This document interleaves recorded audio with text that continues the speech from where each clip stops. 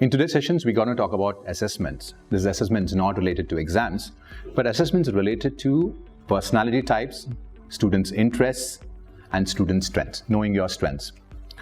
Parents want to know, students want to know which is the right career for them without knowing anything about themselves.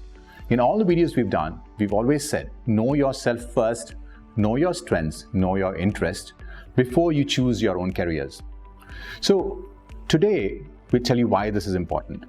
See, it was not until I was 28 years old, I took the first MBTI test, Briggs-Myers test, and I realized that I was an introvert. I was an INTJ. And since that I've known that, I've avoided every single job, for example, that is related to marketing or sales, direct sales. I've not done, those jobs, but I have done sales, I've done marketing, but not a full-time dedicated job on that. It's only when I was in my 40s, I came across the Gallup test on the Strength Finder test. The Strength Finder test made me realize I was creative, I was more of a learner, I was more of a driven person, and I've used those knowledge or that knowledge that I've got to stick to certain fields and the fields of my strength. Today we have here Ganesh Aithal, who's been in this field for more than a decade. We're going to talk to him about the different tests out there. So Ganesh, for the parents out there, for the students out there, what are the different assessments available in India, specifically in India, that the parents or the children can use to know themselves better? Okay, so like I said, like you introduced about myself as where I come from. So in the last a decade, that I have seen a lot of students that could use assessments for their learning or for understanding their personality or understanding their strengths. There are a lot of tests, okay, but there are a few tests which stands out is what I have seen that most students can use it is strong interest inventory. Now a strong interest inventory comes which is like more than a 90-year-old research has gone into it. It's only in 2004 they came up with the assessment tool per se for school students and for students who are graduating and going into college, and for young individuals who want to start a career or young individuals who want to change their career. So strong interest inventory is one assessment that talks about your interests mostly, and it talks about your personality as well, and then it talks about certain abilities that you could develop over a period of time. Now through this particular assessment, what stands out is you could use your interests and develop abilities. So they say that if you know what your interests are, you can always develop abilities. You don't need to know what are the things that you could be good at, but you could always develop that. So this is one option that is available, which is an I Start Strong.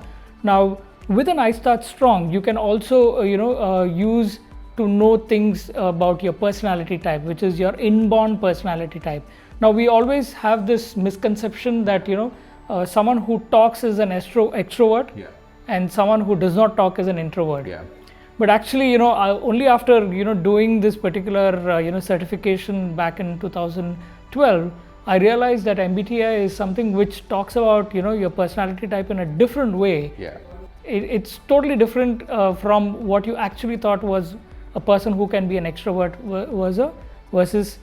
So I want to stop you there. So I know that we know about what is MBTI. Can you tell them what is MBTI, the full form Briggs-Myers test? Okay.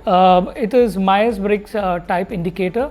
Okay. Now Myers-Briggs type indicator talks about your personality type, your inborn personality type. Okay. That's your introvert and extrovert. What's the next one? It talks about how you draw how you draw information to yourself, which could be you could either be an extrovert, yeah, or you could be an introvert. Then the way you take in information and how you you organize your information. It talks about being either you could do it in the form of being judging, sensing, oh, yeah, and you could be a person who can go ahead and be intuitive. Yes. Going more with your gut feeling. Yes. Then you also have a certain information that you draw towards yourself and how you use it, or how do you interact with the external world. Yes. So that could be either you could be a person who could be thinking. Yes. Or someone who could be judging person. Yeah, could be judging. Yes. Now, there's the last one in that, right? Yeah. So that talks about Myers-Briggs is again a very old assessment tool. Yes. Okay. It came out again in 1923. If you Yes. go back to history, that's where it was started by two young ladies who started this assessment. They formulated this assessment tool. They came out with 16 personality types. Okay. Now the 16 personality types talks about people who could be different in different ways, and how they can do things, and also they went to an extra mile to make some research to find out. They have used a lot of research here, so it is quite a standard Yes. assessment.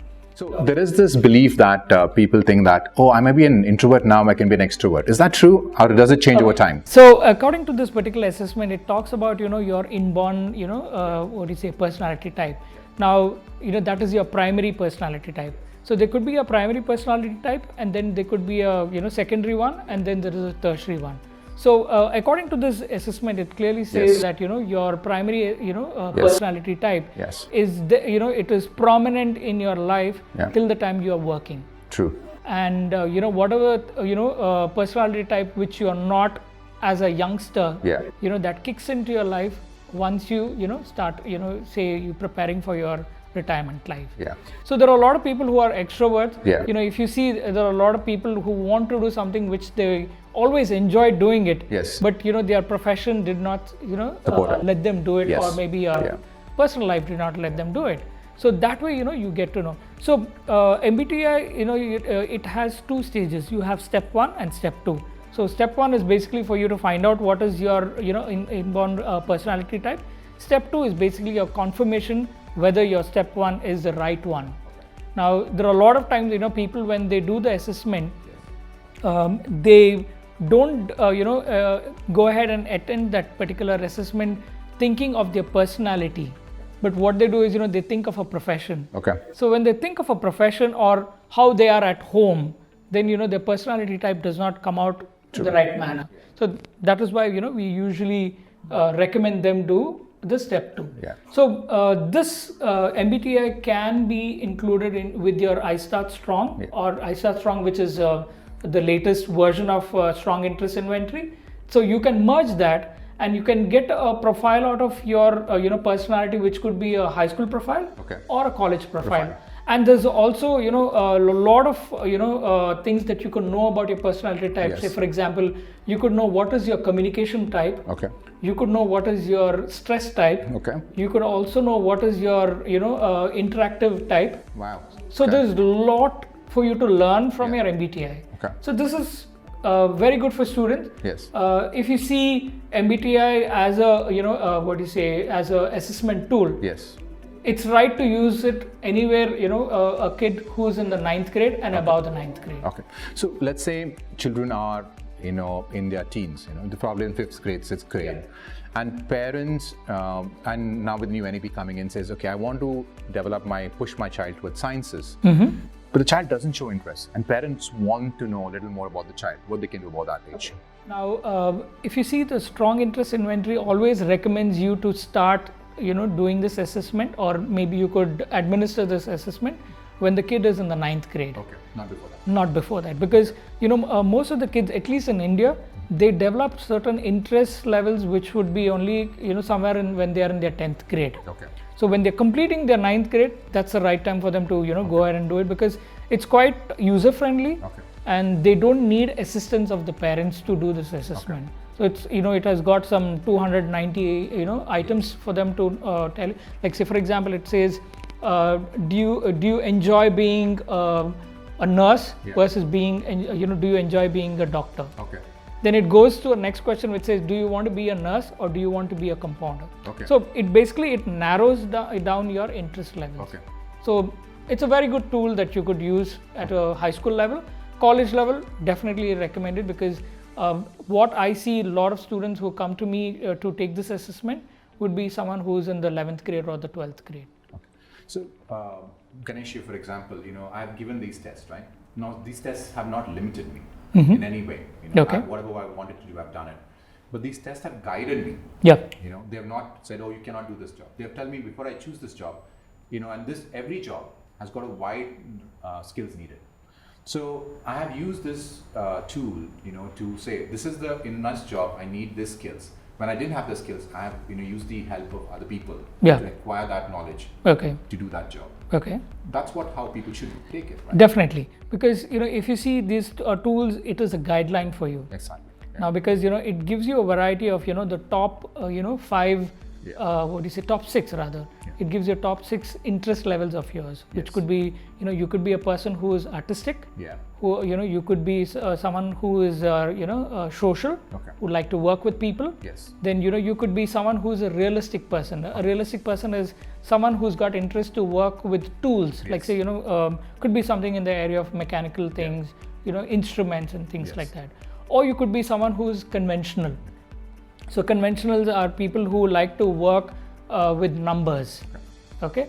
Then you have someone, who could be enterprising, who like to work on their own or want to start something on their own, talking about being an entrepreneur. Okay. Then you have someone who could be more in the area of, working in an office area. Yeah. Yeah.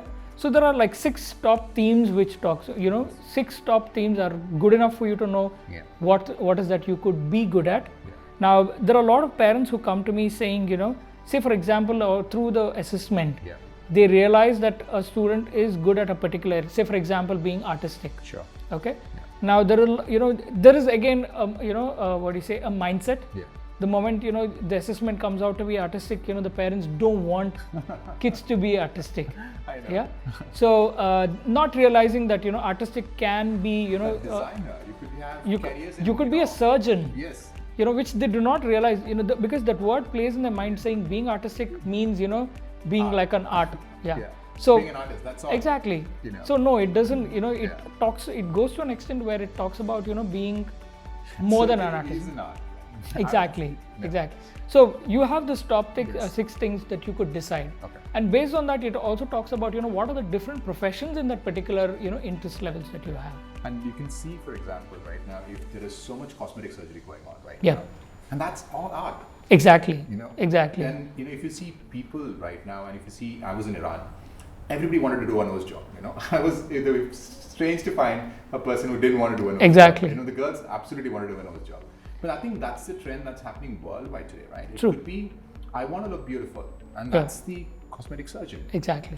And that's artistic. So, you have a lot of information through this particular assessment. It does not just, leave you in a, in a place where you decide what you want. No, you have an option of, deciding what you want to do. It goes to an extent where, they have made a research. So, like I said, it's a 90-year-old research.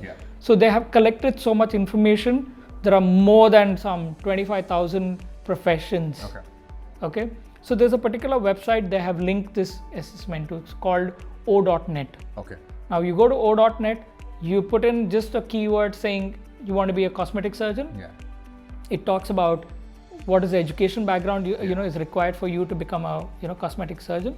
It talks about how many years of education that goes into it.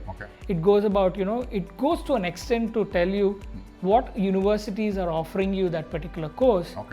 And also talks about, because today there's a lot of people, especially parents are interested to know if they're doing some job like this. They also want to know how much he or she is going to earn. Absolutely. Okay. So it goes to an extent of telling what is the basic salary also that you could expect. So I mean, it's like a one-stop where you can see what is that good for you. So O.net is it is something which is designed from the strong interest inventory. The same researchers have come up with this particular tool. So it gives you information where you could go ahead and get information about this tool. So Ganesh, we've spoken about ISAT Strong, MBTI. There are tests in Singapore that Singapore schools administer. What are that tests? What are those tests? So today there are, if you see, Singapore is, one country in the globe that, stands out number one in terms of education, because they from the very young age, they introduce certain assessments for kids. Okay. So it could be as simple as finding out how good the kid could be as an artist. Okay. To an extent of finding out what are the kind of strengths a kid can have. Yeah. In, like, say for example, there's something called as an emergenetics.